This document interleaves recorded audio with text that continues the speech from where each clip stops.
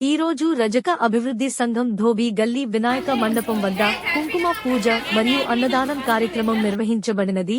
కుంకుమ పూజలు భక్తులు అధిక సంఖ్యలో పాల్గొనడం జరిగింది. ఈ కార్యక్రమంలో అన్నదాత సహకరించిన వారు నేరెళ్ల రమేష్ లత రజక సంఘం సభ్యులు పాల్గొనడం జరిగినది.